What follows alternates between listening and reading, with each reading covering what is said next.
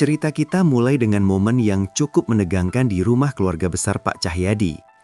Trian dan Adila datang berkunjung, tangan mereka penuh dengan buah tangan untuk menjenguk Andra yang dikabarkan sakit. Namun, sambutan yang mereka terima dari Pak Cahyadi sungguh dingin, seolah kehadiran mereka tidak diinginkan. Tatapan tajam Pak Cahyadi membuat suasana menjadi kaku seketika. Untungnya, ketegangan itu sedikit mencair dengan kehadiran Bu Herlina. Ibu tiri Trian ini justru menyambut mereka dengan sangat hangat dan welcome. Dia mempersilahkan Trian dan Adila masuk, meyakinkan mereka bahwa Andra pasti akan sangat senang dijenguk oleh kakaknya. Di dalam, mereka juga bertemu dengan Bik Mila yang tampak begitu bahagia melihat pasangan ini. Senyum Bik Mila seolah menjadi penyejuk di tengah dinginnya sikap Pak Cahyadi. Adila, dengan instingnya yang tajam, merasa ada yang aneh. Sikap Bu Herlina yang terlalu baik ini justru menimbulkan tanda-tanya besar di benaknya. Namun, dia menyimpan kecurigaan itu dalam hati dan mengikuti langkah suaminya menuju kamar Andra. Di dalam kamar, Andra terlihat sedang berbaring lemah, wajahnya pucat. Ketika melihat Trian masuk, mata Andra langsung berbinar kaget sekaligus senang. Kelihatan sekali betapa Trian sangat menyayangi adiknya ini. Kekhawatiran terpancar jelas di wajah Trian. Andra berusaha menenangkan kakaknya, bilang kalau dia cuma sakit biasa, demam dan meriang, butuh istirahat saja. Di momen ini, Trian sebenarnya ingin menanyakan sesuatu yang penting, sesuatu yang mengganjal hatinya tentang masalah kantor. Tapi melihat kondisi Andra yang lemah, Trian mengurungkan niatnya. Nggak mungkin aku tanya sekarang. Momennya nggak tepat, batin Trian. Dia lebih memilih menjadi kakak yang baik daripada atasan yang menuntut.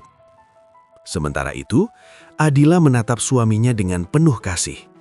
Dalam hatinya dia berjanji, "Mas, kamu harus selalu ingat, aku akan selalu ada di samping kamu, mendukung setiap langkahmu." Suasana haru itu kemudian dipecahkan oleh Bik Mila yang masuk membawakan buah-buahan yang tadi dibawa Trian. Momen brotherhood pun terjadi. Trian dengan telaten menyuapi Andra, bercanda ringan, dan kita bisa merasakan hangatnya hubungan kakak beradik ini, meskipun di luar sana badai konflik keluarga sedang menerpa. Setelah menjenguk Andra, Trian memberikan kejutan. Dia mengajak Adila ke sebuah pusat perbelanjaan mewah. Adila bingung, "Ngapain kita ke sini, Mas?" Dan jawaban Trian sukses bikin Adila berbunga-bunga. Trian bilang mereka akan pindah ke apartemen baru, jadi mereka butuh belanja perabotan. Adila senang bukan main. Akhirnya mereka bisa keluar dari hotel yang biayanya selangit itu. Bayangkan, sebulan 10 juta cuma buat tidur. Pindah ke apartemen artinya mereka mulai membangun istana mereka sendiri. Mereka pun masuk ke toko furniture. Tujuan pertama, kasur. Di sini adegan lucu dan gemes mulai terjadi. Adila mencoba duduk di salah satu kasur empuk. Pose duduknya yang polos tapi manis bikin Trian jadi salah tingkah. Trian menatap istrinya dengan tatapan gemes yang menjurus ke arah Bupeng. Pikirannya sudah traveling kemana-mana, membayangkan momen-momen romantis di kasur itu. Adila, yang sadar ditatap seperti itu langsung cemberut manja. "Ih, Mas Trian pikirannya kotor mulu." Trian cuma bisa nyengir kuda. Tapi kesenangan Trian berubah jadi shock terapi saat pelayan toko datang menjelaskan harga. Trian dengan percaya diri menanyakan harga kasur yang sedang diduduki Adila. Si pelayan dengan senyum ramah menyebutkan angka yang bikin jantung mau copot. Untuk tipe ini harganya mulai dari 30 juta rupiah, Pak. Mata Adila langsung melotot. 30 juta rupiah? Itu baru kasurnya doang, belum bantal, guling, apalagi spraynya. Adila langsung protes ke Trian, "Mas, jangan biasain hidup mewah kayak gini dong. Kita harus hemat buat masa depan." Adila pun menarik Trian untuk melihat kasur lain yang dia pikir lebih murah. Tapi zong lagi, kasur yang dipilih Adila ternyata harganya lebih gila, 89.500.000 rupiah, hampir 90 juta. Adila lemas seketika. Trian dengan santainya bilang, "Iya sayang, ini merek yang sama kayak di rumah papa. Memang mahal, dan itu belum termasuk bantal guling loh." Adila benar-benar speechless. Dia nggak habis pikir ada kasur seharga mobil bekas. Perbedaan pandangan tentang uang ini terlihat jelas, tapi justru disitulah letak dinamika hubungan mereka yang menarik.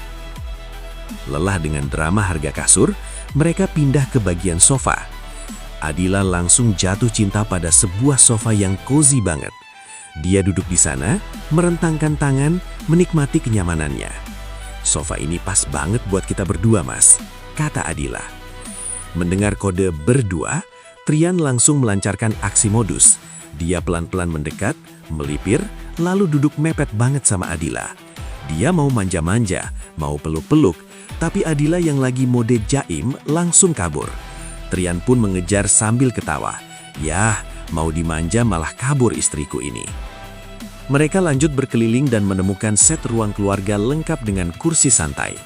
Tiba-tiba, Trian mulai berakting. Dia duduk di kursi itu pura-pura baru pulang kerja. "Aduh mah, papa capek banget nih seharian kerja banting tulang," katanya dengan nada dramatis. Adila yang melihat tingkah suaminya langsung ikut arus. Dia mengambil gelas pajangan yang masih ada label harganya dan pura-pura membawakan minum. "Ini pah, minum dulu biar capeknya hilang."